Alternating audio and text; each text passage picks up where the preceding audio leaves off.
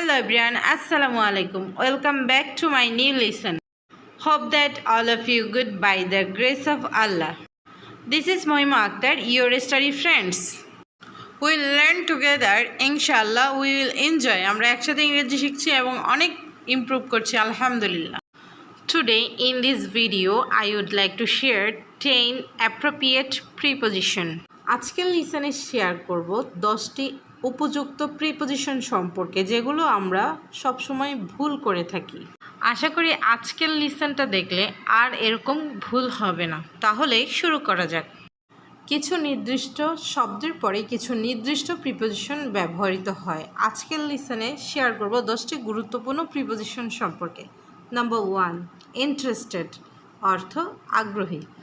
Interested শব্দের পরে appropriate preposition হিসাবে ব্যবহৃত হয় ইন, অন্য কোনো প্রিপোজিশন ব্যবহার করা যাবে না।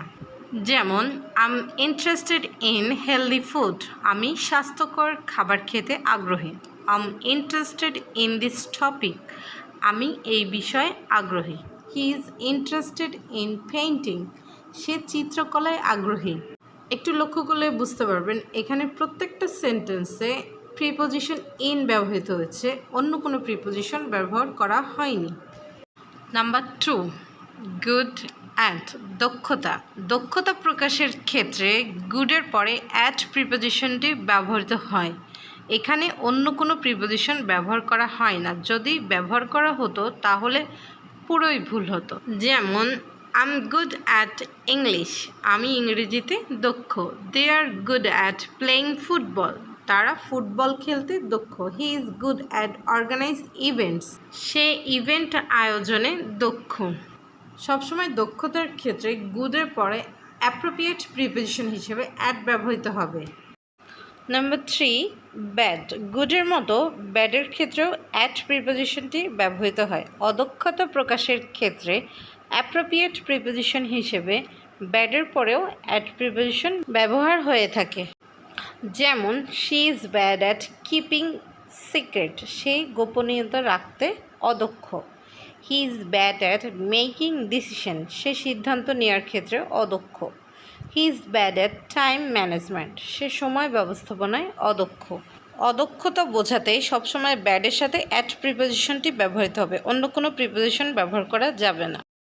নাম্বার 4, কিন। কিন অর্থ আগ্রহী। কিনের পরেও অ্যাপ্রোপ্রিয়েট প্রিপোজিশন হিসেবে অন প্রিপোজিশনটি ব্যবহৃত হয়। এখানে অন্য কোনো প্রিপোজিশন ব্যবহার করা হয় না। যেমন I am keen on learning more about English, আমি ইংরেজি সম্পর্কে আরও শিখতে আগ্রহী। He is keen on playing football every weekend, সে প্রতি সপ্তাহে ফুটবল খেলতে আগ্রহী। এখানে প্রত্যেকটি সেন্টেন্সে কিনের পরে অন প্রিপোজিশনটি ব্যবহৃত হয়েছে, অন্য কোনো প্রিপোজিশন ব্যবহার করা হয়নি। অন্য কোনো প্রিপোজিশন ব্যবহার করলে ভুল হবে। নাম্বার 5, রিলেভেন্ট অর্থ প্রাসঙ্গিক। রিলেভেন্টের ক্ষেত্রে অ্যাপ্রোপ্রিয়েট প্রিপোজিশন টু ব্যবহৃত হয়। যেমন this topics are relevant to the exam, এই টিপসগুলো পরীক্ষার সাথে প্রাসঙ্গিক। Her advice was relevant to my problem, তার পরামর্শ আমার সমস্যার জন্য প্রাসঙ্গিক ছিল। His question was relevant to the lesson, তার প্রশ্নটি পাঠের সাথে প্রাসঙ্গিক ছিল। রিলেভেন্টের ক্ষেত্রে অ্যাপ্রোপ্রিয়েট প্রিপোজিশন টু ব্যবহৃত হবে, অন্য কোনো প্রিপোজিশন ব্যবহার করা যাবে না। নাম্বার 6, থ্যাঙ্কফুল অর্থ কৃতজ্ঞ।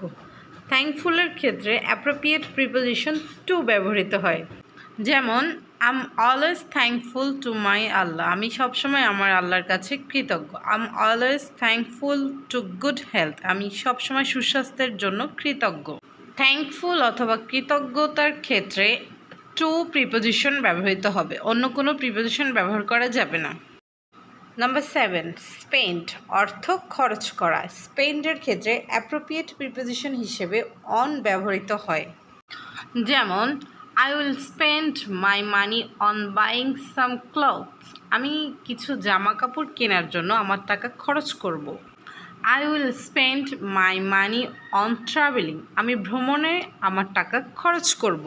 স্পেন্ডের ক্ষেত্রে অন প্রিপোজিশনটি অবশ্যই ব্যবহার করতে হবে, এখানে অন্য কোনো প্রিপোজিশন ব্যবহার করলে তা ভুল হবে।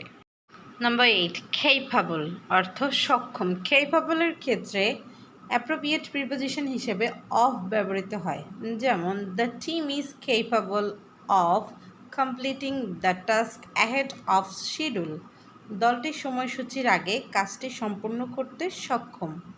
She proved she is capable of overcoming challenges.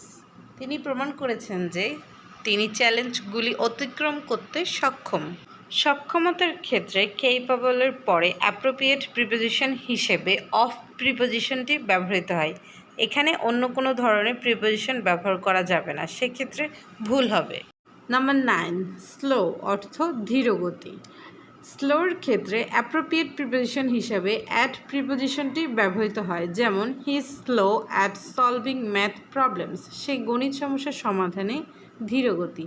I am slow at learning new language. আমি নতুন ভাষা শিখতে ধীরগতি। They are slow at making decision. তারা সিদ্ধান্ত নিতে ধীরগতি। সবসময় মনে রাখবেন, স্লোর ক্ষেত্রে অ্যাপ্রোপ্রিয়েট প্রিপোজিশন শুধু অ্যাট ব্যবহৃত হয়, অন্য কোনো প্রিপোজিশন ব্যবহার করা হয় না। নাম্বার 10, বেনিফিশিয়াল অর্থ উপকারী। বেনিফিশিয়ালের ক্ষেত্রে অ্যাপ্রোপ্রিয়েট প্রিপোজিশন হিসেবে টু ব্যবহৃত হয়, যেমন walking is always beneficial to health. হাঁটা সবসময় স্বাস্থ্যের জন্য উপকারী। This course will be beneficial to your career. এই কোর্সটি আপনার ক্যারিয়ারের জন্য উপকারী হবে। সবসময় মনে রাখবেন, নির্দিষ্ট শব্দের জন্য অবশ্যই নির্দিষ্ট অ্যাপ্রোপ্রিয়েট প্রিপোজিশন ব্যবহার করতে হয়, অন্য কোনো প্রিপোজিশন সেখানে ব্যবহার করা যায় না। আই হোপ আজকের লিসেনটি আপনাদের অনেক ভালো লাগবে। যদি ভালো লেগে থাকে অবশ্যই কমেন্ট করে জানাবেন এবং সাবস্ক্রাইব করে পাশে থাকবেন। ধন্যবাদ। Thank you for watching. আল্লাহ হাফিজ।